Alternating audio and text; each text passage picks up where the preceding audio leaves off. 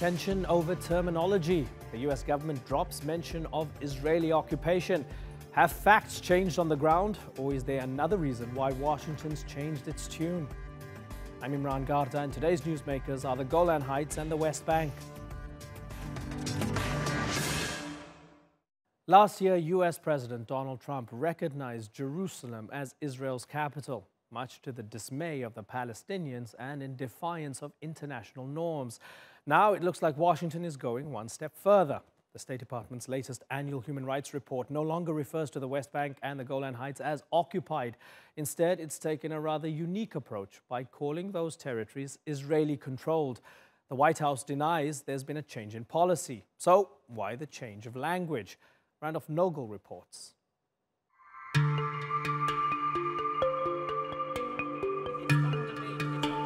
The differences between the international community and Israel are perhaps now more poignant than ever. Israel's supporters are expressing their anger over perceived UN bias against their country. The protest was organized after the UN Human Rights Council issued a report which says Israeli soldiers may have committed crimes against humanity by shooting protesters in the Gaza Strip. We're saying that they have intentionally shot children, they've intentionally shot people with disabilities, they've intentionally shot journalists. But Israel's biggest patron is once again standing by its side.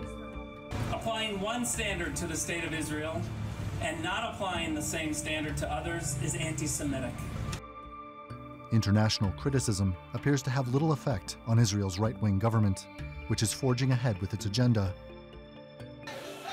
The ruling Likud party appears to be more intent on lobbying the United States to achieve its aims. And after the Trump administration moved the U.S. Embassy to Jerusalem, withdrew from the UN Human Rights Council, and cut $10 million in Palestinian aid, the next objective appears to be getting the U.S. to recognize the Golan Heights as a part of Israel. The Golan is not in dispute. The Golan is in the hands of Israel and will always remain in the hands of Israel. I agree. So, we will be talking to President Trump when I get back about the necessity of recognizing the Golan as part of Israel.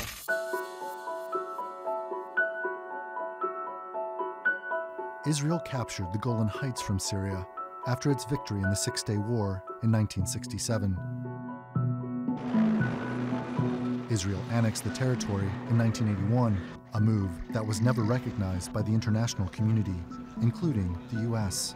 For decades, it was widely believed Israel was holding on to the area as a bargaining chip for negotiations with Syria, something which nearly came to fruition in 1999, when then Israeli Prime Minister Ehud Barak seemed willing to return most of the Golan Heights to Syria. But negotiations failed because Israel was ultimately unwilling to withdraw to the 1949 Armistice Agreement lines, which would have restored Syrian access to the Sea of Galilee. It provides up to 80% of Israel's drinking water.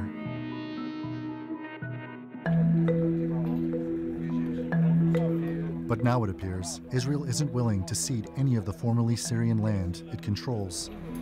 And the U.S. appears to be, for now, backing it up, at least semantically. In every past U.S. administration, the Golan Heights was referred to as Israeli-occupied. Now the Trump administration has decided to refer to it as Israeli-controlled. It's also applied that term to the Palestinian territory of the West Bank. The U.S. State Department says the change in language is just that and doesn't indicate a shift in policy. My understanding from the policy bureaus on this is that there's no change in our outlook or our policy vis-a-vis the territories and the need for a negotiated settlement. A spokesperson for Palestinian President Mahmoud Abbas issued a statement saying the move is a continuation of the hostile approach of the American administration toward our Palestinian people, and that it's contrary to all UN resolutions. If the Trump administration does decide to recognize the Golan Heights as part of Israel, what message does that send to other countries that want to cross armistice lines the U.S. can't ignore? Randolph Nogel, The Newsmakers. Well, joining me now in Washington, D.C. is Mara Rudman. She was the U.S. State Department's Deputy Envoy for Middle East Peace. In Ramallah, in the occupied West Bank, we have former Palestinian Authority spokeswoman Noor Audeh, and Dan Diker joins us from West Jerusalem. He's the former Secretary General of the World Jewish Congress. I thank you all for joining us on the Newsmakers. Mara, let me start with you. So the State Department drops the word or the phrase occupied territories. It drops the word occupied. It changes Israeli occupied to Israeli controlled. Is it clear that this is more than just a change in terminology? It's a change in policy, perhaps? No, it's not clear that it's a change in policy. The change in this wording came in the Country Human Rights Reports, which is an annual report that the State Department releases. The depth of what was in the Country Human Rights Reports with respect to Israel and the West Bank and Gaza, the wording of the substance of those reports, I compared what was in 2018's report, which is the report that just came out in March of this year, with what was in the report in 2017, and the criticisms of Israel and of the West Bank and Gaza were quite similar. But you're absolutely right that what was significantly different is that the word occupied did not appear.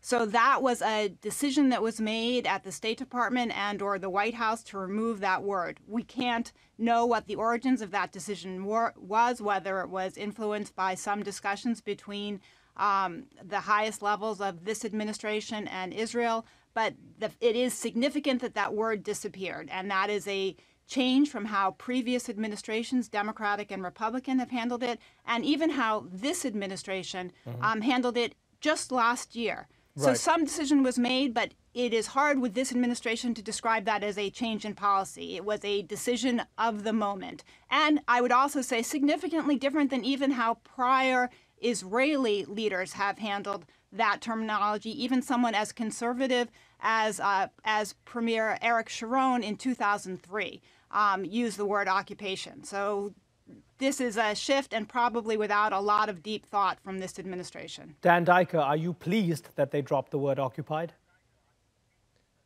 Imran, let me just correct my colleague in Washington. Ariel Sharon used the word occupation, but the Hebrew etymology of the word occupation is conquering. Israel did, in a defensive war, conquer the former illegally occupied Jordanian West Bank in 1967. The terminology was dropped by this administration. It was actually a correct move by the administration because the proper international legal nomenclature would be disputed territories. That means that both Israel and the Palestinians are, as claimants, are in a dispute. And in fact, the Oslo Accords, which was internationally witnessed and guaranteed by the United Nations and the European Union, Egypt, and the international community, have actually empowered this bilateral disagreement, this dispute, that would only be solved by negotiation. So the idea that Israel, this use of the word illegally occupied is incorrect, and in fact has been weaponized by countries and people all over the world, led by the UN incorrectly, in order to cynically accuse Israel of some sort of illegal move when in fact it was completely legal according to international law, Israel having entered the West Bank in a war of self-defense. And by the way, there was no former sovereign there, so you can't have occupation when there's no sovereign. Okay, I'm going to bring Noor in a second, but just for clarity, Dan, between 48 and 67, you believe the Jordanians did occupy the West Bank, but now the Israelis do not. No, it's not what I say. It's as Ahmed Trigivlai, who was the first Secretary General of the United Nations, said of the Jordanian invasion in 1948. This was the first act of aggression since the Second World War. Those are his words, not mine. Noor Audeh, let's bring the Palestinian in Ramallah in. Your response to Dan? Well, I mean, I really don't want to engage in an argument over attempts to rewrite history and to rearrange the chips in international law and international narrative to fit the narrow definition of the right wing in Israel.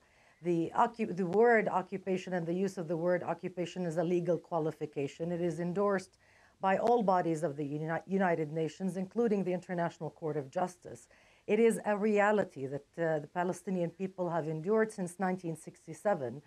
And it is there in defiance of the UN Charter. The acquisition of territory by force is an illegal act. I think In fact, if you really want to be correct about the reality here, we should be calling Israel's control for what it is. It is a colonial occupation, not just a military occupation. It has gone on for over half a century. It is illegal, and it keeps an entire population captive. But going back to the subject of the discussions, the report by this administration, I think this is not about semantics. The fact that the Trump administration dropped the word occupation, it's not about whims, and it's not about last-minute changes. It is about the narrative and the perspective of this administration that only sees the conflict and the Palestinian issue through the lens of the right wing in Israel, particularly the settler movement, to which the American ambassador to Israel belongs. And so not using the word occupation, referring to Palestinians as residents in the West Bank and negating the fact that they are a people with deep historic roots to the country and national claims that are recognized internationally it reflects the true essence of the policy of the Trump administration towards the region, endorsing and accepting and mainstreaming Israel's right-wing policy and negating Palestinian statehood and national aspirations, and also discarding any respect or semblance thereof to international law and to the international consensus about this conflict. Dan? You know, with great eloquence, my colleague in Ramallah has basically misled the international community watching this program. There is no such thing as an illegal occupation. There's an occupation. Occupation is a legal term that does not apply to the sui generis situation in the West Bank. Let's be very clear. The Jordanians bombed Jerusalem in 1967, bringing Israel into Judea and Samaria, which is part of the 3,000-year-old Israeli territory. However, when Israel and the Palestinian Liberation Organization signed the Oslo interim agreement in 1995, following the Oslo exchange of letters in 93, this whole issue of occupation, settler colonialism is an absurdity, because you have an agreement by two parties to resolve their differences diplomatically and bilaterally. So when my colleague in Ramallah starts calling Israel a settler colonial implant, it really reflects what she truly believes, is that in her view, and in the view of Dr. Saeb Erekat and even Abu Mazen, Mahmoud Abbas, Israel has no right to exist anywhere in the Middle East as the nation state of the Jewish people in any borders, period. That's their position, and they dress it up in this elegant language that's completely nonsensical. No. Do you accept Israel as the nation state of the Jewish people? Misleading the conversation. Nora, do you accept Israel as the nation state of the Jewish people in any borders whatsoever in the Middle East? No. I'm not here. I'm not here to prove anything to you, sir. Israel is a state. No, you're not proving. You're accusing Israel. It has yet to declare. It has yet to declare its borders. Israel is the only member state of the United Nations that has yet to define its borders. It is an anomaly in international That's because policy. You don't accept Israel any borders. Israel is a state. You can call yourself whatever you want. Okay, hold on. No. Okay, so hold on, both of you, both Noura and Dan. You can call yourself whatever you want. Okay. But you cannot require the Palestinian people to recognize you in a way that negates their own history and roots. Okay, and so I'm not going to engage with you in that discussion. Okay, Noura and Dan, I want to put a pause on this for a second, and I want to ask Mara, from the US, the Trump administration's perspective, what is the message then to the Palestinians if we fold in the other issues of the embassy move to Jerusalem, the cutting of funding to USAID, and other such moves? The message to the Palestinians is what? Well, I think one thing that we could all agree on is that I'm not somebody who should be speaking about from the Trump administration's perspective or what their perspective is. As an outsider, someone who does not serve in that administration and has not served in that administration, and I want to be clear, I was an appointee you worked within the system in the past. I'm other saying, administrations. with these moves, what message are they sending to the Palestinians? I believe that and I want to be clear about what just happened. This was because what I have done is served in administration, so I know what these things are and what they're not. Mm-hmm. And I actually travel within the realm of facts and understanding how very politicized all these issues are, this was a State Department country human rights report. And words do matter, and I appreciate that. And I've worked also on these issues long enough to understand just how much emotions travel also and how high rhetoric is. But this was a change, the wording change, I appreciate the significance of.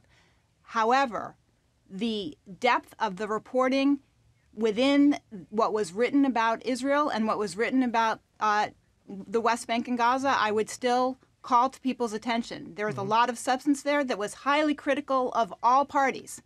So yes, the overall tenor of where President Trump is and where Secretary Pompeo is very different with respect to the Israelis and the Palestinians than their predecessors were. And President Trump is very close to Prime Minister Netanyahu.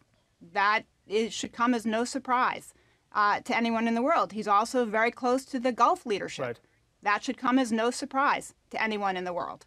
Okay. And the reporting right now in the country human rights report and the change of this wording is consistent with those close relationships. Okay, that's that interesting. happens when the United States elects new leadership. Okay, Dan, I want to ask you a question to build on that. Dan, Imran, just a second. let me just a second. I want to. You can build on it, right? You can answer the two together. So Mara made an interesting point, where say groups like Amnesty International, human rights groups, Human Rights Watch, Israeli NGOs like Beit Tselem will criticize Israeli human rights violations, for example, in the West Bank. And this report has done exactly the same as well, but it's just not used the word occupation. So do you accept that it's very similar as a human rights report to the criticism that has come from other human rights organizations as well? Well, one thing we need to establish, Imran, is that most of the so-called human rights organizations, whether it's Amnesty or Human Rights Watch, or even some of the Israeli human rights organizations, are really radical political organizations with a very specific political agenda. And we saw it at the UN Special Investigative Committee just 48 hours ago, where they come out with a totally mendacious, completely undocumented, unprofessional, and monstrously disfigured report, not based on fact and based on political agenda that accuses Israel's of crimes that North Korea and the Iranian regime commit every day. But Dan, would you accept when So Human Rights Watch comes out and it says that Hamas is killing dissidents within Gaza, do you believe that they are equally biased against Hamas as well? That's actually a good question. I depend much more on independent reports that really come out of the Israeli military intelligence, which has actually the finest connections in Gaza and in the West Bank of any organizations So you only anywhere. respect the reporting of the Israeli military on itself?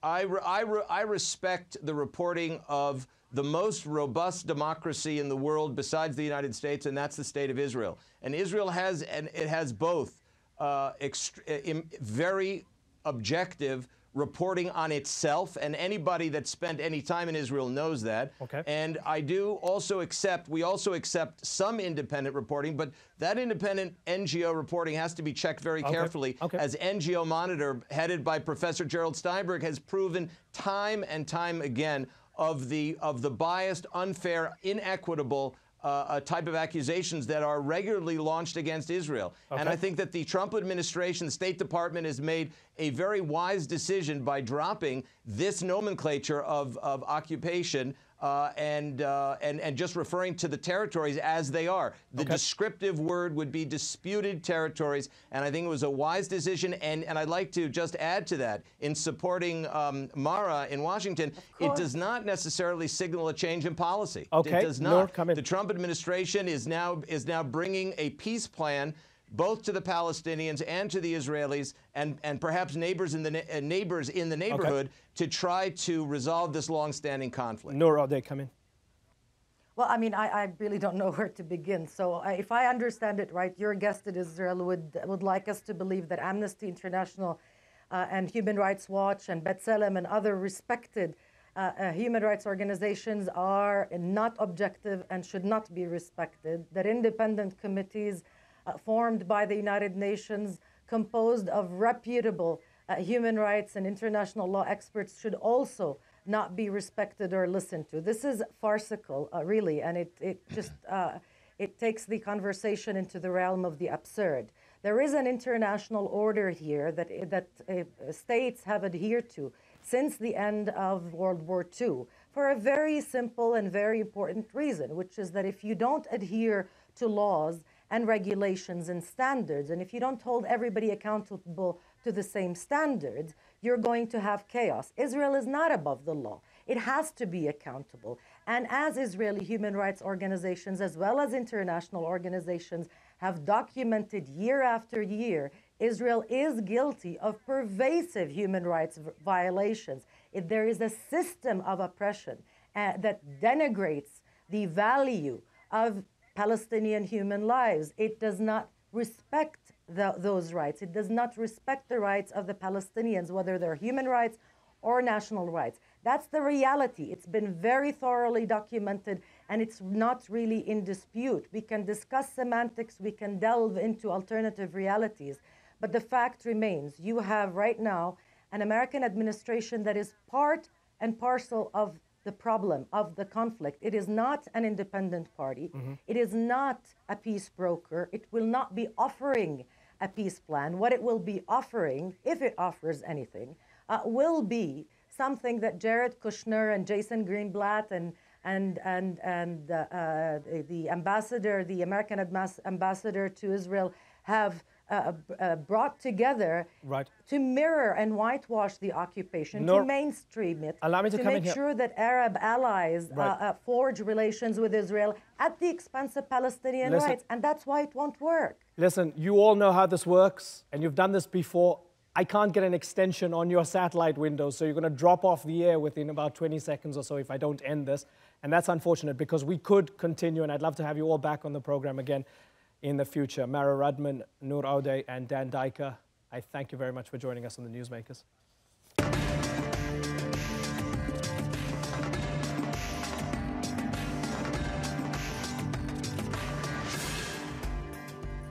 Still to come on the program, these women in Pakistan wanted to stamp out sexual harassment. So why have some been threatened with rape? And building bridges. As President Xi Jinping heads to Italy, Rome is set to endorse China's Belt and Road Initiative. Is this an opportunity for Italian business, or are we a step closer to China's global dominance?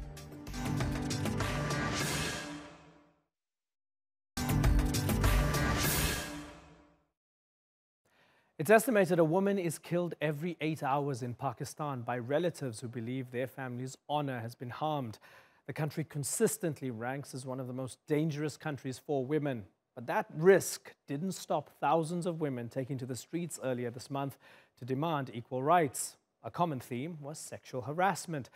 Some signs called on men to stop sending women photos of their penises. Sounds reasonable enough. But many men reacted with outrage at the language on the placards. Now the women calling for an end to sexual harassment are being threatened with rape and murder. Haider Abbasi has more.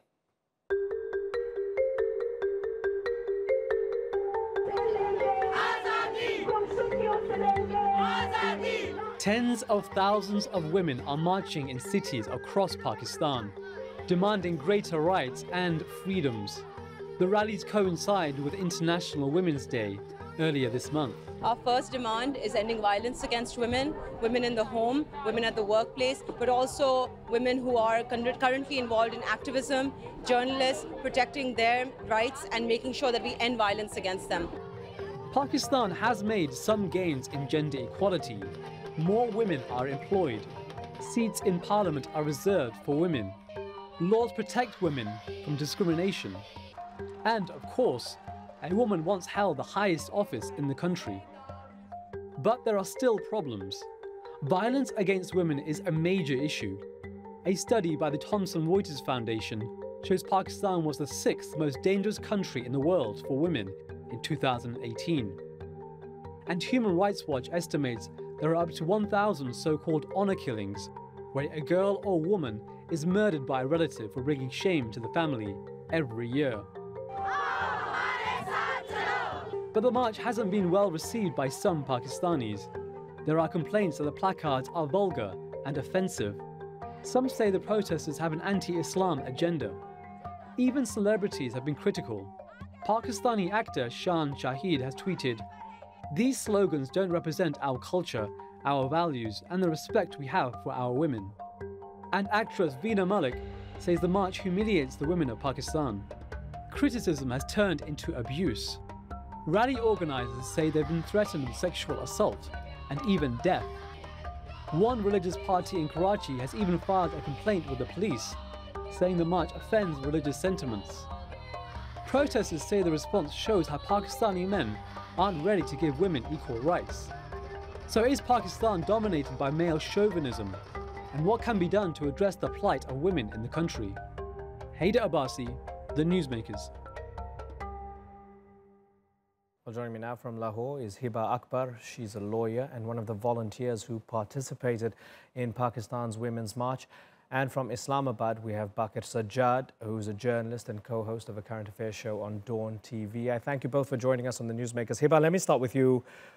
Were you surprised by the amount of backlash most of the women received, especially on social media, in the aftermath of the Women's March?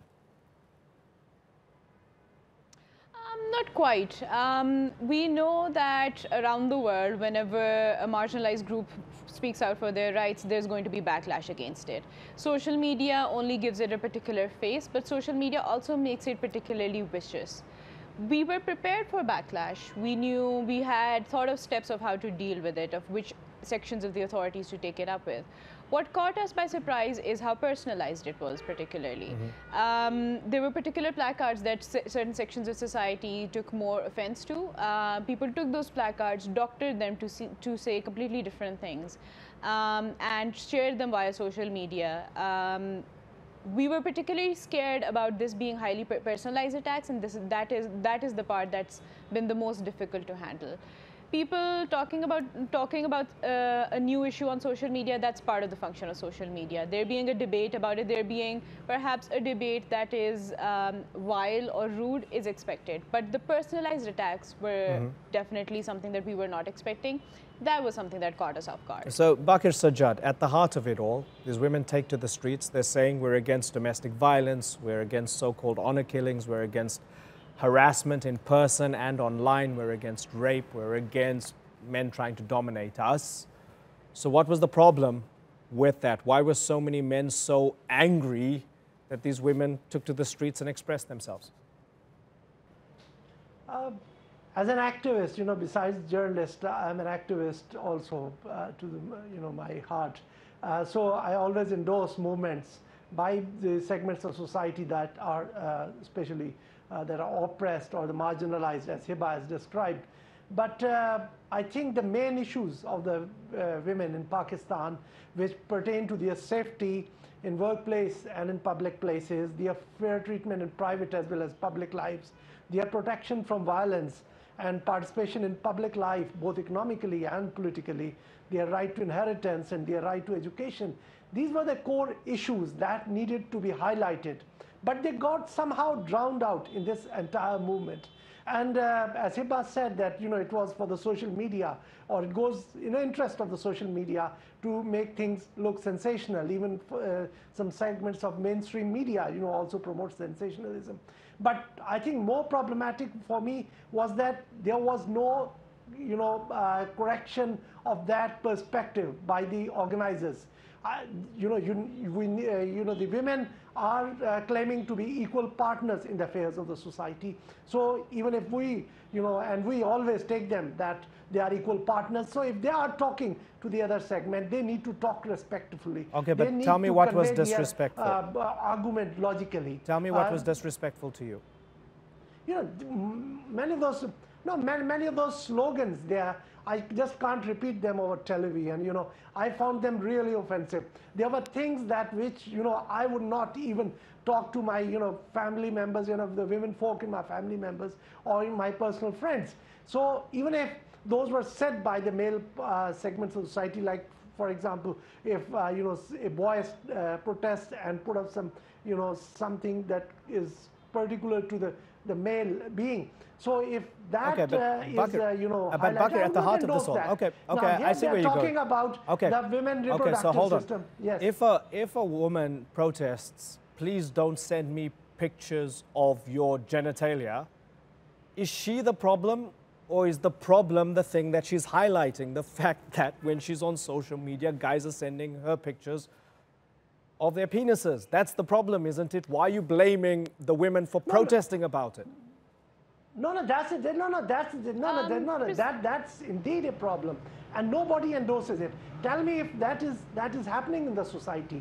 No one endorses it in the society. But they're bringing it up, and you're saying they're being disrespectful. A problem of some individuals. They're bringing it up, and you're saying you're using rude words. Please don't insult me. That's what you're saying. If I may, Bakr Saab, if I may, that's precisely the thing about violence, right? No one endorses it, but it is there. There's political, economic, even global trends that perhaps accentuate it or create conditions for that violence to exist. And part of the reason that the Aurat March was so successful, I believe, is because it allowed so many women, so many trans people, so many gay people to relate to the manifesto of the Aurat March in a personal way. So if a woman brings a placard talking about how she is sick and tired of receiving unsolicited pictures of men's genitalia in her inbox, that's a problem that needs to be addressed. I understand when people of a particular generation who do not use the internet so frequently react to it in a particular way because they don't realize that that problem exists and how pervasive it is. I am certainly upset that the younger generation also reacted to that placard in the same way. But I also understand, because if you are a man, you are not receiving unsolicited pictures of genitalia in your inbox all the time, but it's quite pervasive, and it's a problem that needs to be talked about. The fact that it's a taboo only holds us back. If the women would...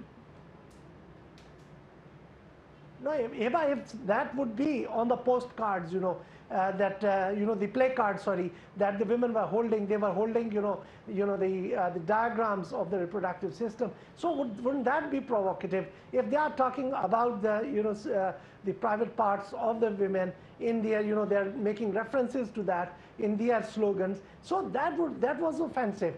I would have appreciated very much, and to be honest, women talking about their rights. I always support them. And honestly, Pakistan, this is a problem that's persistent. There's other problems that persist. Moral policing or talking about... would have always complained of harassment. Okay, well, okay, Hiba, come in, Hiba.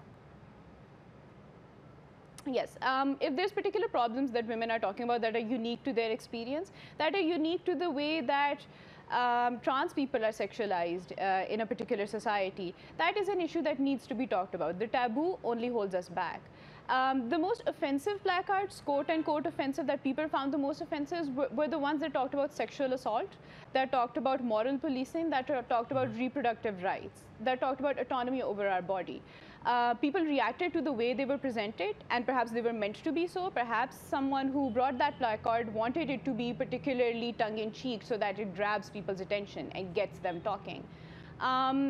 Now, if Bakr Sahib isn't having that conversation with his daughter, I encourage him to have that conversation with his daughter, because we need to create a world that's safer for younger girls. And just to the point, Bakr, where you said you're an activist as well, and you respect and support activism, right? You know, as a journalist and as an activist, if somebody went to an anti-war rally, I don't know, against the Iraq war, they wouldn't hold up a sign that said, respectfully, George W. Bush, we disagree with your opinion in invading Iraq. It's going to say something like, George Bush, you baby killer, right? It's going to say stuff that's provocative. That's what these marches are about, to bring up these issues so that people can have these uncomfortable conversations.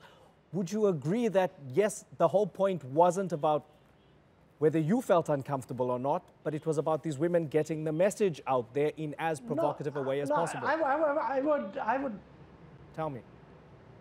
No, I would disagree with you over here. There's a difference between politics and the values of the society. It's politics for these women. Because we all live in a society, and we are talking about something... No, no, this is not politics. What they are talking about, and if you look at, if you dissect their message, it is about their exploitation in their private lives. That's what they focused on.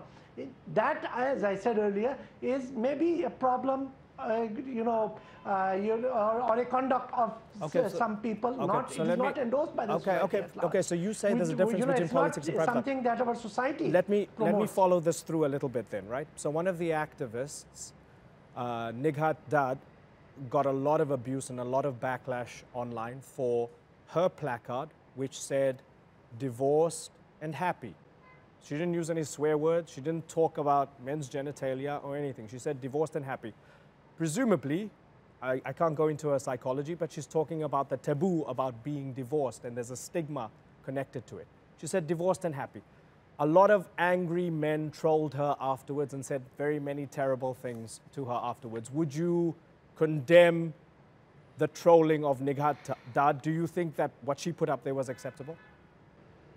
Yes, certainly. I don't agree with this either. I don't agree with the reaction that has come. There's no point in hurling invectives at the other side. I think both sides need to understand from where the other side is coming and reach a common place where they can move ahead. If she is happy with her current status, I think I don't have a problem. But what if she is discussing something that our society, our values don't allow? And this is not that I'm saying it alone. There are several women activists, like Kishwar Naid came up and said that they shouldn't act like jihadists, the way they went to one extreme to project their cause. So then let me ask Hiba, because I'm not. Fair enough. So I want to ask Hiba, because I'm not Pakistani. I'm not Pakistani. Hiba, let me just ask the question. I'm not Pakistani, and I think something that's interesting that's been brought up by Bakir has been this idea of our values, our society. This goes against our values. So as an outsider, even though my name is Imran, a lot of people think I am Pakistani. As an outsider, is there a sense of a uniform thing that we can call Pakistani values that everybody agrees upon? Imran, I think you've hit the nail on the head. What is culture, what's identity, what's values varies with respect to class, with respect to religion, with respect to identity, gender being one part of them. So culture, identity, values are very nebulous concepts.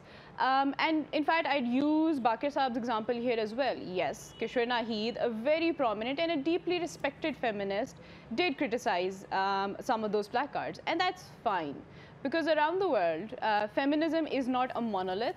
Feminism represents a host of perspectives. And there's conversations to be had within feminists. There's different perspectives within it. We welcome that sort of criticism, and we're having those conversations among feminist circles and among leftist circles as we speak. Perhaps what was lost in all of this is when social media latched on to particular sort of placards, the wider conversation was lost. Our manifesto talked about things like being anti-war, expressing solidarity with the people of Kashmir. It talked about reproductive justice. It talked about economic justice and environmental protection. None of those issues got highlighted when social media latched on to particular placards that were so-called against our values and against our culture. I invite Bakir Saab to look at the world from his daughter's perspective, to see how things change and how our own culture perhaps has bits within it that need to change in order for society to be more welcoming of different identities. Bakir, does Hiba make sense? Yes, she does, and we spoke over my program as well. And even in that program, I pointed out that these provocative things distracted people from your original agenda, and there should have been a clarification or assertion of the original agenda of the Aurat March, so that the focus could have been brought back. But instead of doing that, they insisted that what happened was right. I think that endorsed a stamp on how that was projected. Hiba, next year more of the same? I will revisit whatever I said in your show, Bakir Saab. Number one, we will not distance ourselves or disown particular placards, because all of those are issues that are feminist issues. Those come from some a deep experience that someone experienced, perhaps the woman who was holding up that placard. It is how she, on a personal level, relates to what was in the manifesto. Number two, I encourage people who commented on the march by just seeing what happened at the march on social media, by just looking at social media's take on the march, to attend the march next year. See how diverse it is, how there's representation of labor groups, working class women, religious minorities, trans identities. And see for yourself the variety of placards and issues and identities that come to the fore. We put out our manifesto on social media in both Urdu and English way before the march, and we've been doing sort of revisiting the manifesto and the various issues that it brought up since the march as well. Unfortunately, both social media and mainstream media seems to not pay attention to those posts. They only want to cover the issues that are sensationalized. Okay, well, it's been really good having this conversation with both of you, Hiba Akbar and Bakir Sajjad. I hope you'll both come back onto the program sometime soon. Thanks for joining us on the Newsmakers.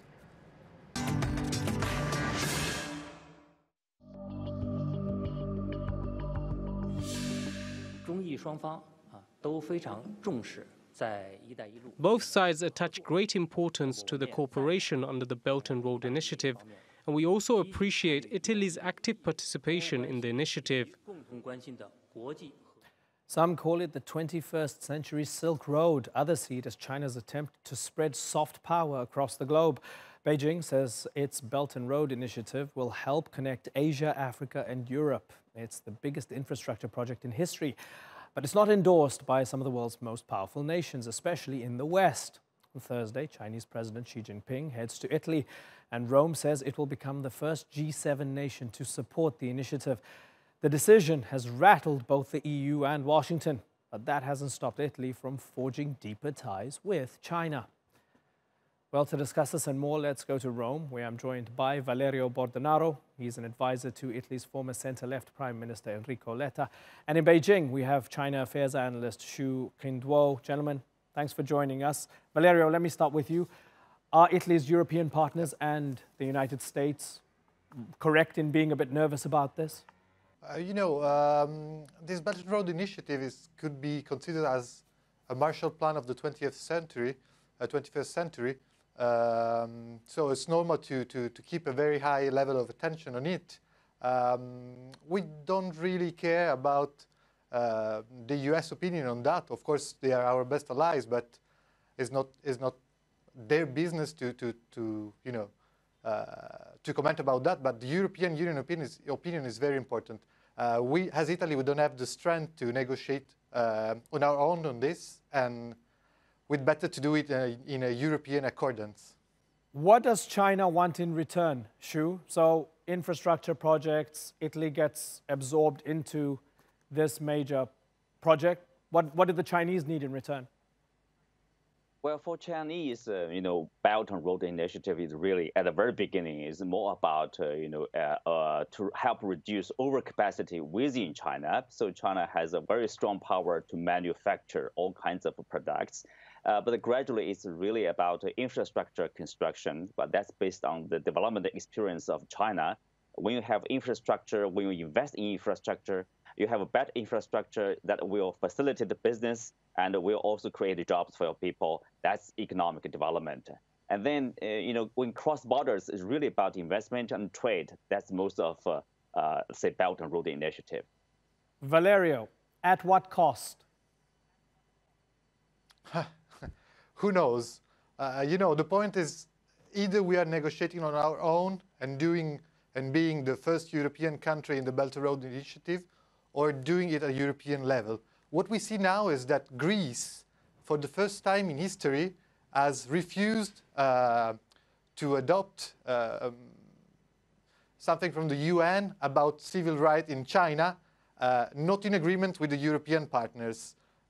We don't want to see Italy doing this kind of stuff. And of course, China is a very powerful actor in the international scenario. And the negotiable strength is very different between us and them. At what cost? Who knows? But it's kind of dangerous. Right. It's kind of dangerous to take it not seriously. So we have Valerio giving one example that the Greeks are hesitant to criticize China because they're doing business with them. We've seen it with other countries as well, Pakistan and others, right? So is that going to be perhaps the minimum political expectation from the Chinese, that if you're doing business with us, at least don't say anything about our internal issues? Is that just expected? No. No, it's, that's on human rights issue.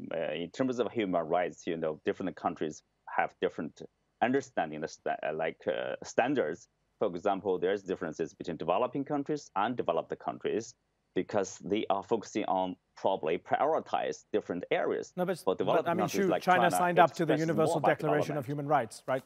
At the UN, it's a member of the Security Council and so on.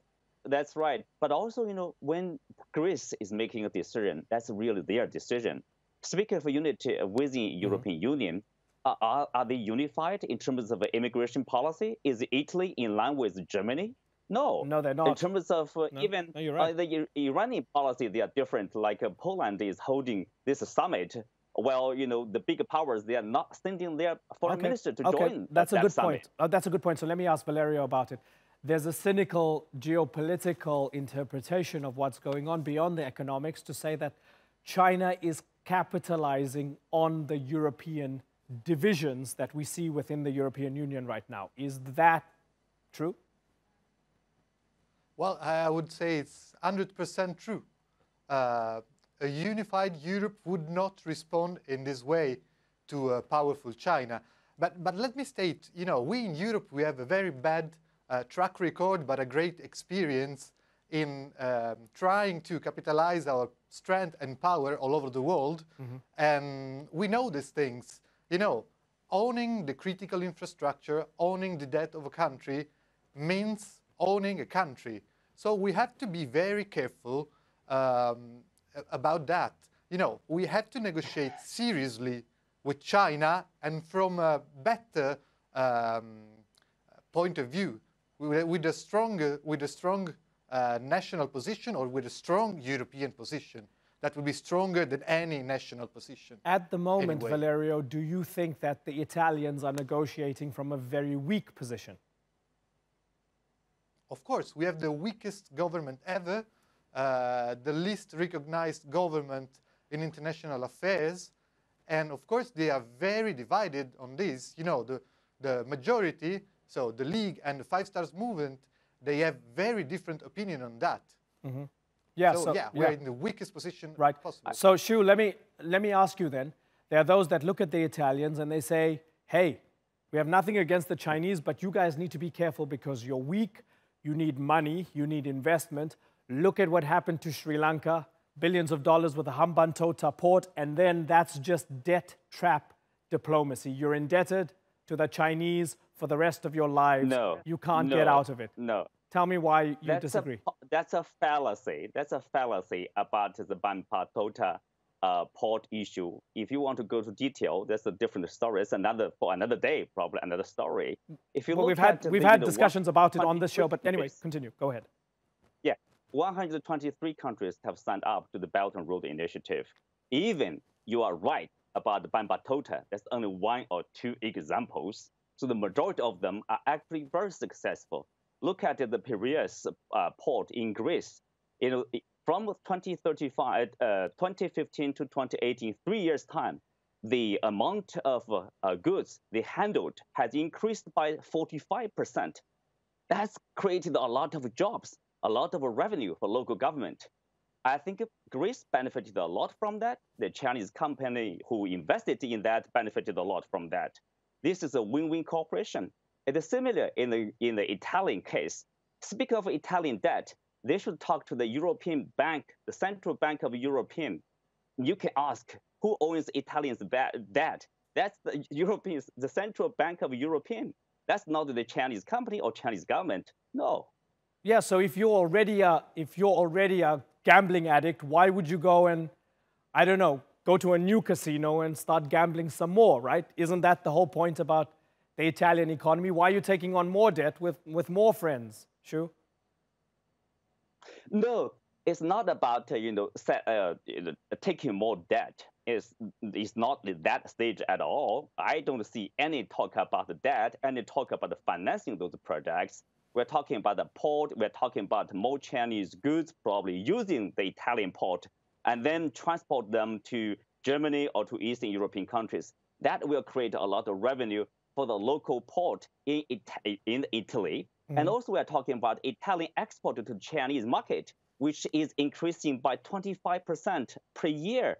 And with Belt and Road, they can export much, much more to the Chinese market because made in Italy is worshipped, is admired in China. Chinese consumers love Italian products.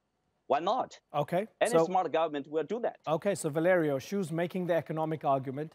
He's saying that this would be a massive stimulus to the Italian economy and provide jobs. Are you willing to give him the benefit of the doubt? Well, of course, I'm a very big supporter of the Belt and Road Initiative, and I know that Italy has a critical need for foreign direct investment. The point is that not at all costs. I would like Europe to be a partner of the Belt and Road Initiative and not Italy to be an object in the Belt and Road Initiative. So if we find the right conditions to negotiate this initiative, I will be very happy, and all the European Union will benefit from that. I said at the beginning, it can be more important than the Marshall Plan.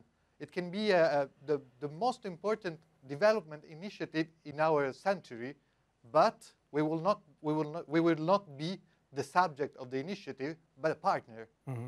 Yeah. Okay. So we know what the agenda is. We know what the plans are all about. Looking forward to hearing more details come out of the meetings when they do happen. Gentlemen, for the moment, thanks for joining us. Valerio Bordonaro and Xiu Qinduo. Good to have you on the Newsmakers.